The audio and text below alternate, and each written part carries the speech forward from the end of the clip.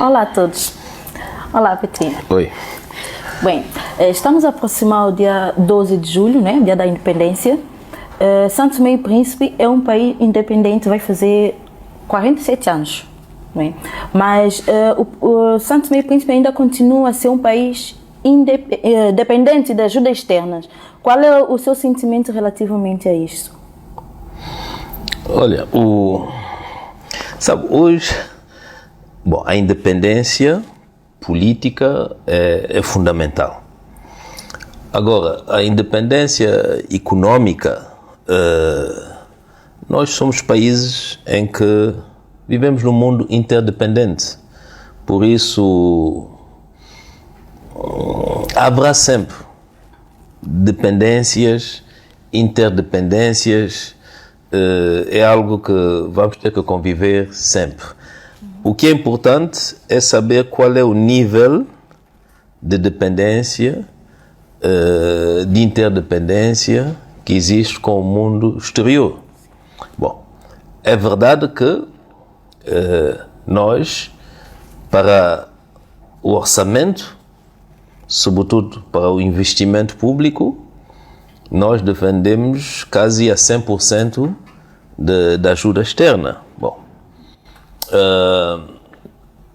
é algo que temos que diminuir paulatinamente, mas temos que, de facto, instalar o país numa tendência para a diminuição das necessidades de financiamento externo, sobretudo a nível da ajuda pública internacional, em termos de financiamento, sobretudo das infraestruturas, não é?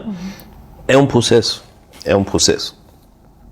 Será que estamos adiantados nesse processo? Não, estamos bastante atrasados. Será que perdemos oportunidades? Sim, perdemos várias oportunidades. Por culpa de quem? Muitas vezes por culpa nossa, não é? Mas é um processo. Bom, eu acho que devemos todos estar bastante satisfeitos, orgulhosos de sermos uma nação independente. Eu sei que hoje em Santo Tomé e Príncipe a maioria da população não conheceu o 12 de julho de 75. Hoje, se calhar a maioria da população não conheceu a Primeira República. Bom, mas quem conheceu 12 de julho de 75? Quem conheceu antes de 75? Quem conheceu a conquista da democracia com o fim da Primeira República? Podemos dizer que o nosso país fez conquistas políticas fundamentais, não é? Independência, democracia. O que é preciso agora concentrarmos todos os nossos esforços é o desenvolvimento econômico, não é? Que vai sempre ser dependente também dos apoios internacionais e de uma matriz de interdependência de interesses com os nossos parceiros. Isso é que é preciso nós aceitarmos que é de facto a realidade. Agora, nós temos que, de uma maneira muito séria, olhar para a questão do financiamento do nosso desenvolvimento, não é? Bom, e sabemos que hoje o dinheiro público está cada vez mais limitado, não é? Toda a gente sabe, acompanhamos a atualidade hoje, há esse conflito na Ucrânia, não é? Todos os dias vemos anúncios de bilhões de dólares, não é? Para a Ucrânia, para armamento, para ajuda alimentar, para isso, aquilo. E nós nos questionamos, mas então se há tanto dinheiro, por que outros problemas não foram até agora resolvidos, não é? Bom, quanto é que poderia ter custado a eliminação do paludismo? Recorda quando o Covid veio? Em menos de 2 anos tivemos vacinas, não é? E nós estamos há décadas com mortes devido ao paludismo, não é? Bom, então, é um mundo de interesse, é um mundo de interdependência, mas é um mundo também em que nós não podemos estar de mãos estendidas. devemos também encontrar o nosso caminho, os nossos interesses, como afirmar esses nossos interesses e como reduzir, de certa maneira, a dependência, não é? Bom, nós, e devemos sempre estar a subir. Falando do paludismo, toda a gente sabe que hoje em dia nós retrocedemos a nível do paludismo, não é? Que foi uma das grandes conquistas.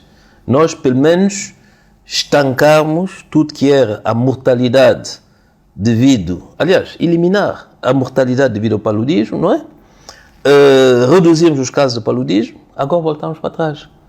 E quando voltamos para trás, numa caminhada tão difícil, é todo o resto que cai. Porque hoje, se São Tomé e Príncipe volta a estar colocado na lista dos países a risco devido ao paludismo, tem implicação direta no turismo, não é? Se tiver implicação direta no turismo, qualquer investidor diz não vale a pena investir no turismo em São Tomé e Príncipe por causa do paludismo. Se nós temos investidores que dizem nós não queremos investir por causa do paludismo, quer dizer, companhias aéreas sabem que não há tráfego, por isso a conectividade de São Tomé e Príncipe também reduz, etc, etc, etc. Não é? Bom, então, como eu digo, independência sim, democracia sim, mas agora devemos nos concentrar no processo de desenvolvimento sustentável, robusto, não é? E que não seja um processo que vai em zigue-zague, e que esteja sempre a subir, mesmo se a subida não é uma subida, digamos, muito acelerada, mas que seja uma subida consolidada, não é? Outro aspecto que é preciso nós percebermos é que devemos, porque os nossos parceiros muitas vezes vêm nos ajudar com aquilo que eles pensam que é bom para nós e que certamente é bom para eles. Mas nós devemos ter uma noção muito clara daquilo que é bom para nós. Eu vou dar um exemplo que nós conhecemos bem, que é o arroz. Arroz do Japão. Arroz do Japão, se você tirar arroz do Japão, hoje em São Tomé e Príncipe, você tem uma revolução. Mas, para além do arroz do Japão ser um negócio para alguns, bem colocado na esfera política, nós estamos há mais que 20 anos a consumir um arroz cuja qualidade corresponde a um preço extremamente elevado no mercado. Se você toma a qualidade do arroz do Japão, provavelmente é um arroz, não sei os preços de hoje, mas há uns 4 anos atrás era um arroz que custava no mercado internacional mais de €1 o quilo. Ok? E esse arroz era vendido em São Tomé e Príncipe muito mais barato. Não é? Então, eu pergunto, se o Japão me dá um arroz, digamos assim, falando na brincadeira, um arroz para os ricos. E esse arroz dos ricos que eu sou obrigado de vender a metade do preço para o pobre poder comprar. E eu estou a habituar esse pobre a comer arroz de rico, porque é dado. Não é? Não seria melhor o Japão me dar o valor desse arroz? Para que, para além do arroz, eu possa investir no milho, na banana, noutras coisas qualquer? Bom, então, essa nossa independência política e a nossa dependência econômica, sem questionar, é um problema. Porque os nossos parceiros nos dão aquilo que eles querem nos dar e depois cria situações. Uma vez, eu cruzei-me com o primeiro-ministro do Japão, Abe, cruzamos em Nairobi, no Quênia. E ele estava com a esposa e eu falei de São Tomé e tal, e eu disse, olha, o próximo programa de cooperação, você tem que nos ajudar a combater o diabetes. E ele olhou, vocês têm muitos casos de diabetes? Eu disse, sim, vocês já andaram 19 anos a nos dar arroz. Arroz com arroz, arroz da escola, etc. Hoje, pessoal, São Tomé, o índice de diabetes em São Tomé é muito elevado. E eu disse, você tem que nos ajudar a combater o diabetes e depois, para além do arroz, em vez do arroz, mandam os computadores. Se calhar isso consegue abrir mais o cérebro da nossa gente para nós podermos ir para outros patamares. Bom, então, essa questão da dependência ou da falta de independência econômica que nós temos hoje é um bocadinho também da nossa responsabilidade. Nós temos que saber como falar, negociar com os parceiros. Não é só pedir tudo a todos. Nós temos que ser sérios, não é? Porque as pessoas olham para nós, sabe? Falando ainda da independência, um dos países, e vocês, a vossa geração não sabe disso, mas um dos países que mais nos ajudou na luta contra o colonialismo é o Gabão. O Gabão do primeiro presidente Léon Mba, não é? E depois do segundo presidente, o falecido Omar Bongo. Mas quando depois começamos a insultar o Gabão, chamar não sei o que, mas como é que fica? Como é que fica? Depois, quando fizemos o Gabão, voltamos ainda a pedir favores ao Gabão. Como é que fica? A ingratidão também é algo que não ajuda para você se tornar independente ou pelo menos respeitado. Sabe que muita gente talvez não sabe disso, mas o Nelson Mandela nunca falou mal do Gabão, nunca falou mal do Gabão do Bongo e nunca falou mal do Gabão, da Líbia do Gaddafi. Muitas vezes as pessoas criticavam o Gabão porque é muito ligado ao imperialismo, muito ligado aos franceses, etc, etc. Mas mesmo com a interdependência ou a dependência que o Gabão podia ter numa altura da sua história da ex-potência colonial, desde a independência do Gabão em 1960, embora que a França e o Portugal de Salazar cooperavam, etc., o Gabão nunca negou o apoio ao CLSTP e ao MLSTP.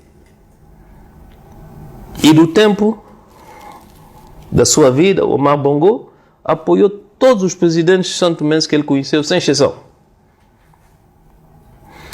Eu digo isso por quê? Porque nas relações que temos com os países, nós não podemos mudar a nossa geografia.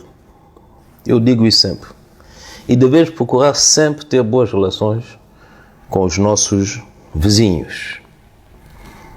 Isso é importante, porque é um fator de estabilidade também, é um fator de paz. E com os países mais desenvolvidos, sobretudo do Ocidente ou da Ásia, devemos de facto construir uma matriz de interesse. Que eles têm os seus interesses, nós temos os nossos interesses. Não é? E eu acho que nesse aspecto também temos que fazer muito trabalho. Temos que fazer muito trabalho. Temos que trabalhar muito com a Nigéria, temos que trabalhar de uma maneira diferente com Angola. Eu vi as declarações do presidente João Lourenço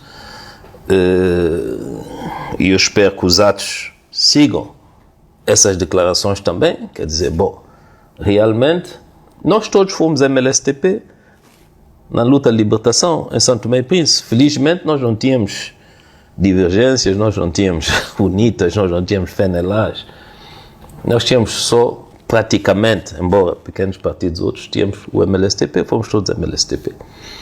Mas o nosso processo evoluiu para uma democracia que é a nossa realidade hoje política, não é? E já há muito tempo nós não temos partido de Estado, não é?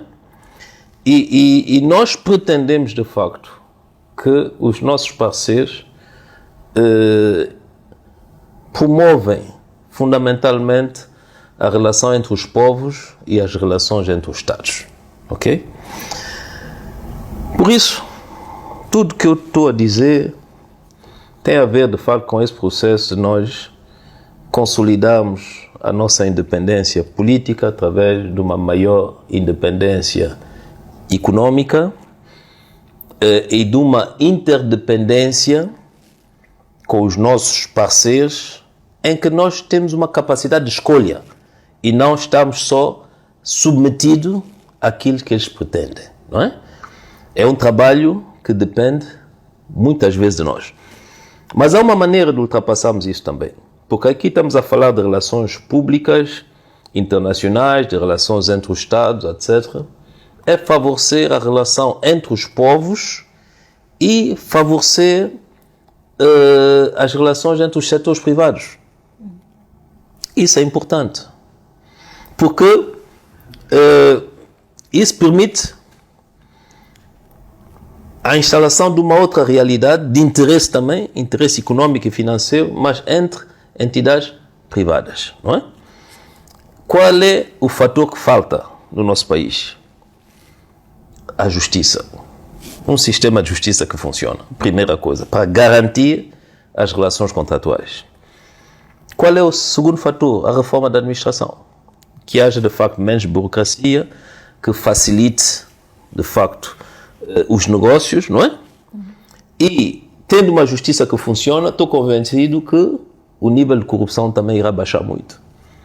E então, a partir daí, o ambiente de negócio irá permitir a captação de investimento privado externo e nacional também, mas, sobretudo, irá permitir nós termos um pouco mais de controlo nessa interdependência que nós temos com o exterior, não é? Então, como eu digo, vocês que não conheceram aquela emoção de 12 de julho de 75, vocês que não conheceram a emoção de ver a bandeira nacional pela primeira vez a subir, vocês que se calhar não conheceram também aquela emoção do fim do Partido Único, é verdade que para vocês essa independência pode parecer um bocadinho esquisito, mas foi um ponto de partida fundamental. A democracia é uma outra etapa. Agora, de facto, o que nós precisamos é um país muito mais saudável economicamente. E isso é que é hoje a grande batalha que é possível travarmos. E quanto mais jovens abandonarem o país para irem para o exterior, eu entendo que isso é muito difícil. Jovem, menos jovem, nós às vezes não podemos aguentar. Não podemos aguentar porque no interior hoje de Santo Tomé e Príncipe as condições de vida são difíceis. Não podemos aguentar porque muitas vezes quem está na política é vítima de perseguição. Não podemos aguentar porque às vezes, por razões pessoais, não temos as condições mínimas de segurança, por exemplo, a nível da saúde, etc, etc. Não podemos aguentar porque se temos uma outra alternativa para a educação dos nossos filhos, preferimos levar os nossos filhos para outras bandas para serem educados. Isso tudo é compreensível. Mas o que eu quero dizer também é que se nós todos juntamos os esforços, santomenses da diáspora, santomenses que estão em Santo Tomé e Príncipe, como eu digo, gente boa, se nós nos juntamos, gente que não tem medo de trabalhar, gente que tem uma maneira de estar na vida com frontalidade, não é? Dizer as coisas, não ter aquele espírito mesquinho, não é? Gente que não inveja os outros, não é? Gente de paz, mas gente também de palavra, de determinação e de coragem. E essa gente toda existe. Se nós juntamos, conseguimos dar a volta. Não vai ser fácil, mas conseguimos dar a volta. E eu insisto, conhecendo um pouco todos os países, nessa interdependência, nós temos trunfos, não é? Nós temos a pesca, nomeadamente o atum, a sardinha, não é?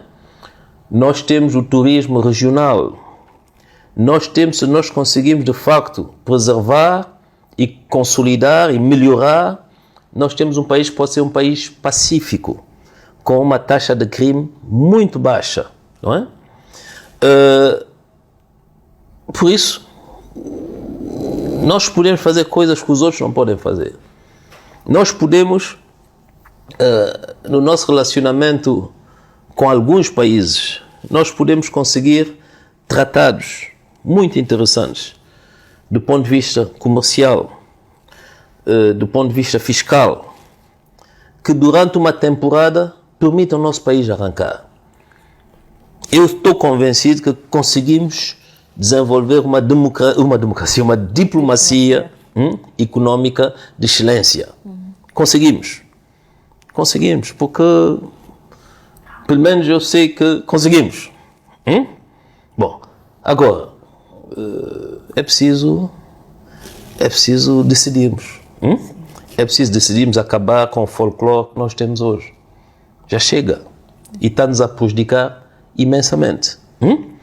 É preciso nós, quando estamos à porta de uma eleição, acabar com aquelas fantasias de bancos esquisitos que aparecem, de conselheiros especiais que aparecem, de nova lei de offshore que aparece. Bom, porque as coisas não se fazem assim.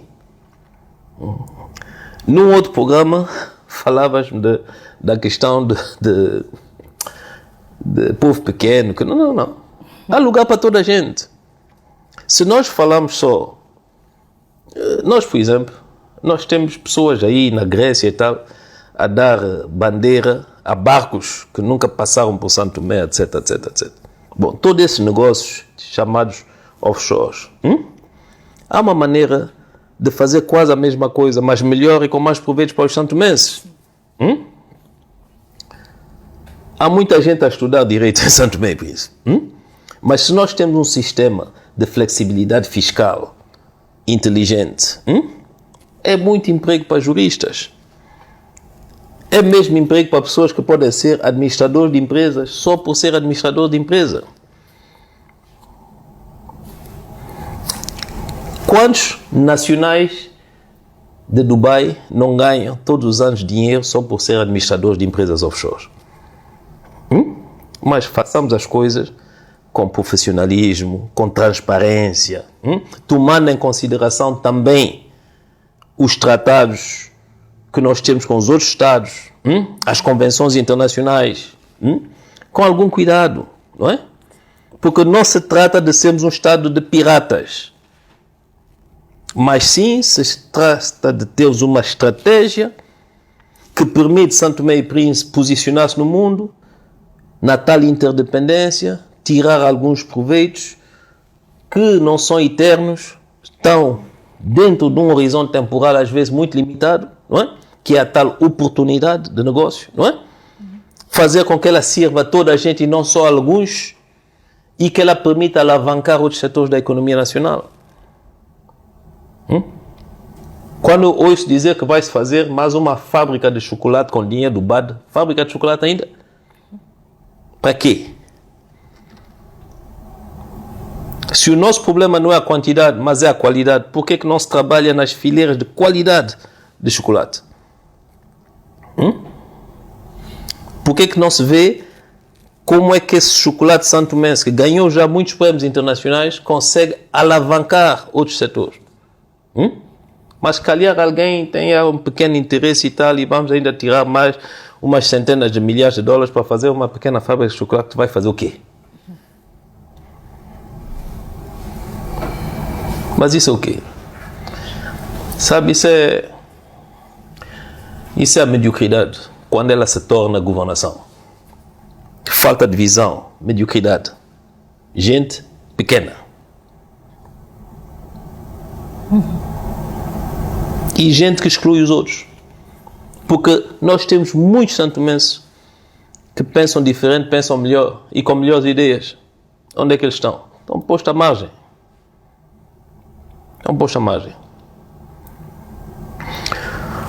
Conseguinte, vocês, os jovens, não ficam desiludidos com a independência.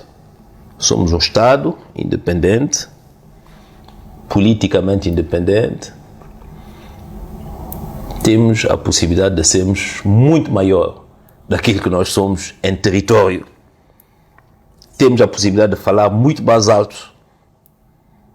Temos a possibilidade de deixarmos de ser pedintes. Temos a possibilidade de sermos respeitados. Mas para isso, temos que ter à frente do país pessoas, homens e mulheres, capazes. Não só capazes de conduzir, mas capazes de mobilizar outros talentos, capazes de aproveitar dos outros talentos nacionais, capaz de abraçar outros talentos nacionais para nós podermos avançar. E esses talentos são vocês, a nova geração. Porque nós estamos de saída.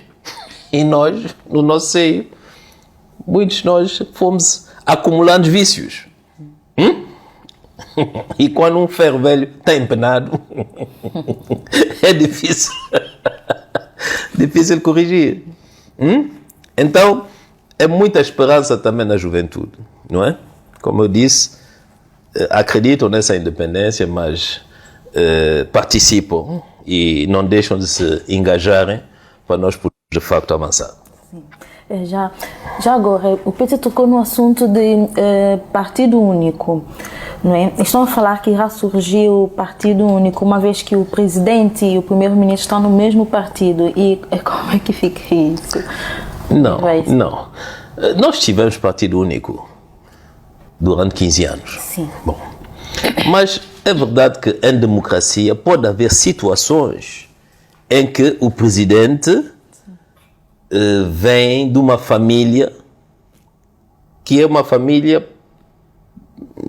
a família de origem do governo também. Sim. Bom, mas não quer dizer que estamos no partido único. Quer dizer que sabe, as pessoas, sabe, as eleições é para julgar quem foi, quem fez, não é? Avaliar, digamos assim, julgar talvez seja uma palavra muito forte. Por conseguinte, não há problemas de partido único. Há um risco.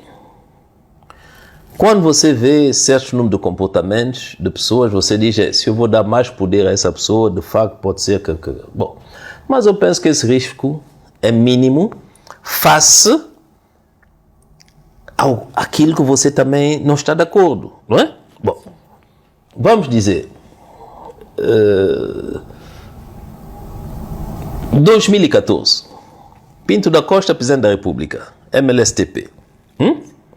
O governo era um governo da Troika, a mesma coisa que nós temos agora, que chama-se Nova Maioria, mas é a mesma coisa. A Assembleia Nacional, tudo isso, mesma coisa. Bom, mesmo assim, o povo decidiu que o governo tinha que ser do ADI. E assim foi. Bom, o que acontece?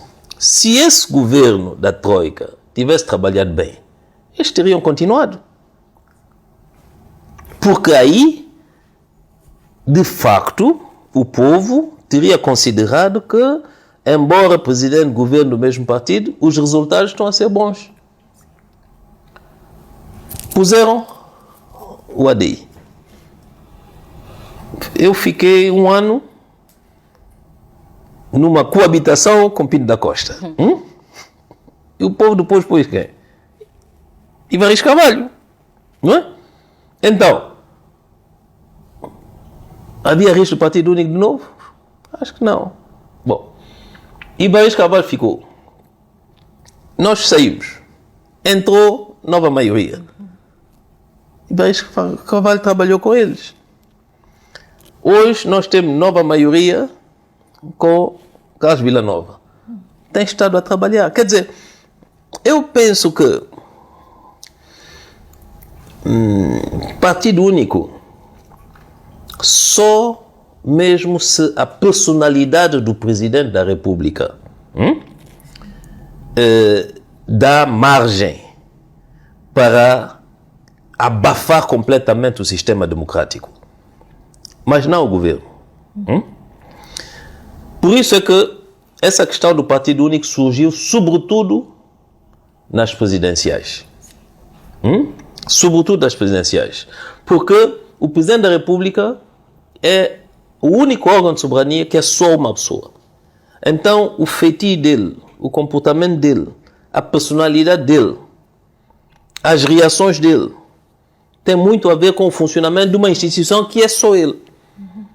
E por vezes as pessoas podiam pensar, de facto, que esse presidente, se tiver um governo assim, é capaz de ser partido único.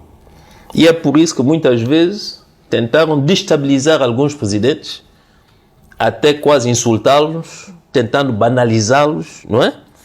De modo a querer dizer que eles não tinham uma personalidade independente, capaz de juízo próprio. Mas não é verdade, nunca aconteceu. Nunca aconteceu, não é? Por isso eu penso que nós todos devemos respeitar a decisão popular. Se o povo decidir que a ADI tem que governar, a ADI vai governar, respeitando o Presidente da República, qualquer que seja o Presidente da República, e as instituições outras, qualquer que sejam essas instituições. Eu governei com o Presidente Pinto da Costa e há dois momentos. Pinto da Costa foi eleito em 2011, não é? Eu era primeiro-ministro, meu governo cai em dezembro de 2012, ok? Eu regresso ao poder em 2014, não é? E o Pinto da Costa ainda é Presidente da República, não é? Bom, ouça. Em termos gerais, a coisa correu bem. Em termos gerais, quer dizer, conhecendo o contexto, correu bem. Mas isso deveu-se a quê? Há duas pessoas que tinham sentido de Estado. O Pinto da Costa, mais velho, experiente, e eu, talvez, por respeitar os mais velhos. Mas eu não larguei um pedaço do meu poder. Ele não largou um pedaço do poder dele. E conduzimos o país com as nossas diferenças, com os nossos conflitos, com as opiniões que nós tínhamos às vezes que não coincidiam e as opiniões que às vezes nós tínhamos que coincidiam. E nós avançamos. E quando foi preciso tomar determinadas decisões, mesmo contra o meu campo, mas porque eu achava que eram decisões justas e respeitadoras das relações institucionais e do bom desempenho do Estado, eu as tomei. Não vou aqui citar exemplos, mas quem quiser observar um pouco a governação sabe perfeitamente. Por conseguinte, não há riscos de partido único. Quando vamos para uma eleição presidencial e que existe um governo, há sempre a ideia de dizer, se esse fulano que tem uma costela desse governo for Presidente da República, será que ele é capaz de ser árbitro ou não? Isso tem a ver, muitas vezes, com a personalidade da pessoa. E é a dificuldade que nós temos no nosso sistema. Porque o Presidente da República tem a mesma fonte de legitimação que o governo, que é o Presidente é eleito por escrutínio direto, a população. Se o Presidente fosse eleito pelos deputados, aí sim podíamos ter algumas preocupações maiores. Mas o Presidente é eleito pelo povo, por isso o Presidente tem que vestir-se desse fato de árbitro, de presidente de todos os santomenses, daquele que vai fazer cumprir a Constituição, que vai respeitá-la primeiro, e daquele que vai fazer tudo para que o sistema possa, de facto, funcionar de uma maneira harmoniosa. Por isso, se a tua pergunta é que as pessoas poderão ter medo que o ADI ganhe as próximas eleições com maioria absoluta, como diz o meu companheiro, com maioria soberba, e que porque o presidente Vila Nova é um antigo militante da ADI, possa haver partido único? Não. E depois, a outra questão. As pessoas vão ouvir o que o ADI tem para propor, mas sobretudo aquilo que as pessoas sabem, maioritariamente, isso é a minha opinião, mas eu acho que é isso realmente a realidade, as pessoas maioritariamente já não querem desse governo Jorge Bonjus. Porque esse governo então tem a certeza absoluta, com dados concretos, que esse governo não serve. Então, entre isso e um pseudo-risco, não sei o quê, de partido único, etc, etc, eu acho que as pessoas têm a escolha bem feita. Sabem que eu estive no poder 3 vezes, nunca houve partido único. E houve muita propaganda. Muita propaganda, muitas mentiras, muitas fake news, mas se nós tivermos a cabeça fria, olharmos para o facto, não há nenhum risco de partido único caso o ADI vencer as próximas eleições. São Tomé e Príncipe, né, é um país dependente de ajuda externa, mas também vem aí o petróleo. Será que vamos passar, deixar de ser o país dependente e passar a ser independente? Ou as coisas vão piorar? Olha, sabe, eu volto a dizer, primeiro, cabeça muito fria com essa questão do petróleo. Sim. É difícil dizer isso, mas é a realidade, sabe? Essa questão do petróleo e de possíveis anúncios de resultado da perfuração, não podemos fazer nada contra isso. Houve uma perfuração que é feita, do ponto de vista contratual, é preciso dizer o que é que vocês encontraram. Encontraram ou não encontraram, é preciso dizer. Bom, mas agora, é preciso dizer também as coisas como elas são. Mesmo que você encontre o petróleo, você depois tem que estudar se esse petróleo é comercializável. A que preço? Você provavelmente, devido à estrutura, vai procurar fazer mais uma outra perfuração para confirmar alguns dados, não é?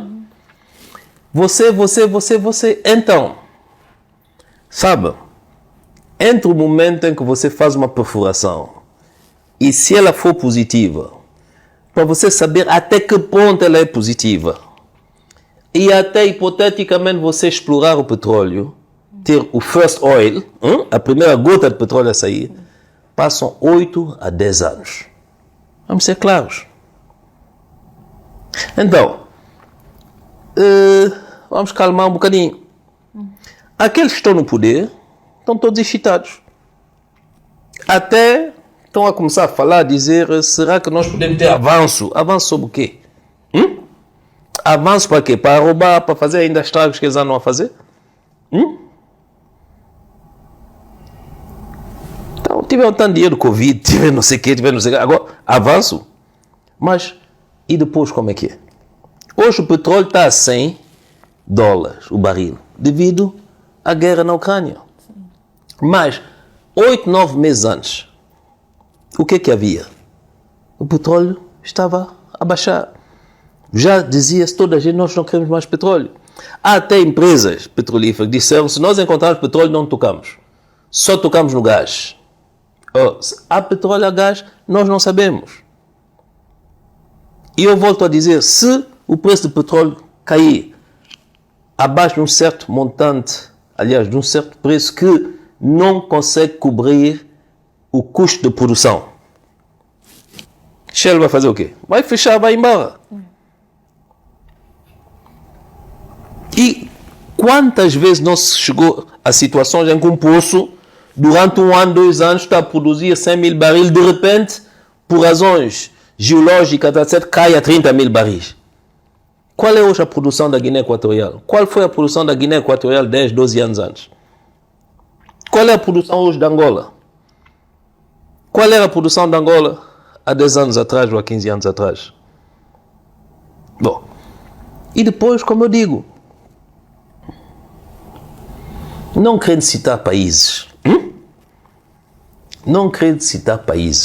mas nós temos variadíssimos exemplos em que o petróleo não trouxe felicidade ao povo, trouxe dinheiro para uma pequena elite, e ao resto da população trouxe o quê? Miséria, sofrimento. Quais são os países? Aliás, podem procurar no Google. Chamam o tio Google e peçam ao tio Google. E o tio Google vai vos mostrar quais são as populações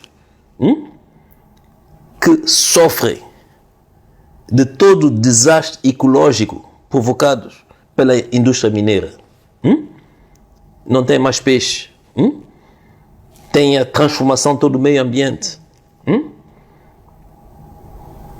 Então, sabe, você pode ter diamante, pode ter petróleo, pode ter ouro. Você precisa de bons dirigentes.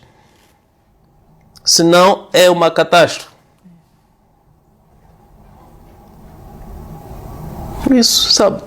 Então, nós não devemos ter lá muitas excitações. Porque, sabe,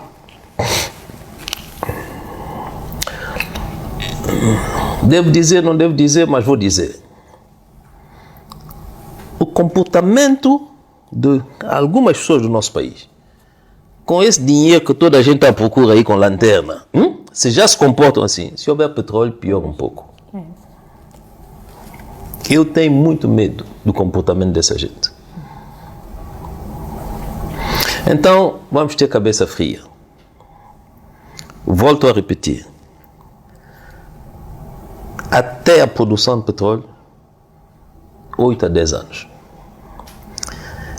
Depois das empresas recuperarem os custos e o Estado começar a ter um pouco mais de dinheiro, conta mais 2 a 3 anos. Tomamos Moçambique. Há quanto tempo fala-se do gás de Moçambique? E já deu muita guerra, já deu muitos mortos. Onde é que está a produção de gás? Gás de Moçambique, para além da Total hoje, os outros foram-se embora. ExxonMobil foi-se embora, Eni foi-se embora. Por quê? Porque os países hoje, aliás, as empresas hoje, produtoras de petróleo e de gás, têm 10, 20 opções. E cada opção tem que ser uma combinação de fatores que incluem até a estabilidade do próprio país, a transparência da governação, o estado da democracia, os direitos do homem. Todos esses fatores, para além dos fatores técnicos da própria exploração. E eu volto a dizer,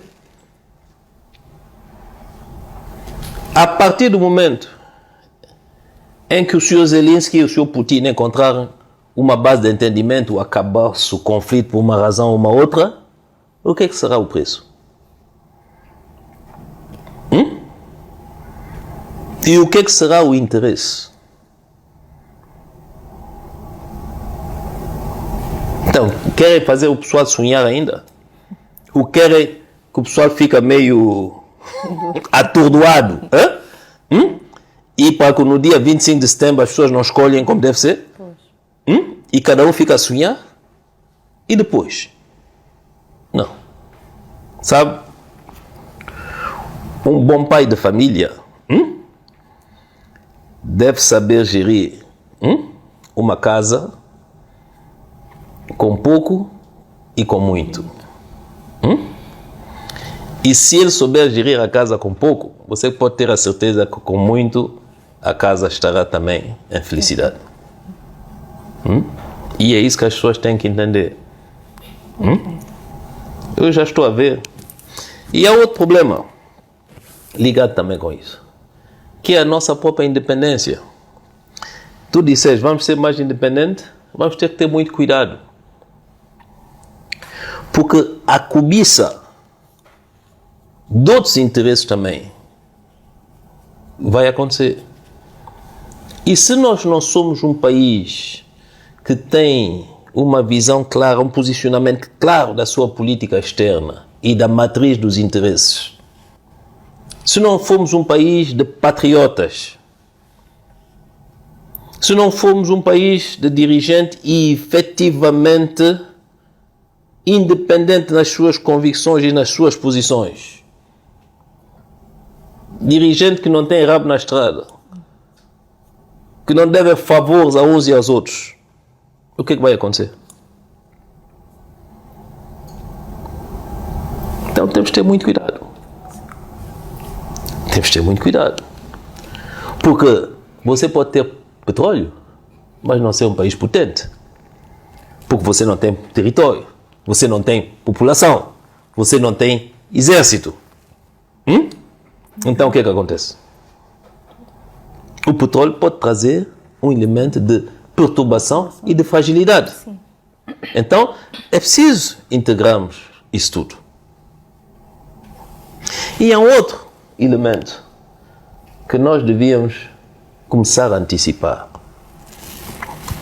Eu acho que se o ADI for governo, nós vamos propor uma nova lei do financiamento dos partidos políticos e das campanhas políticas. Isso é algo que eu quero.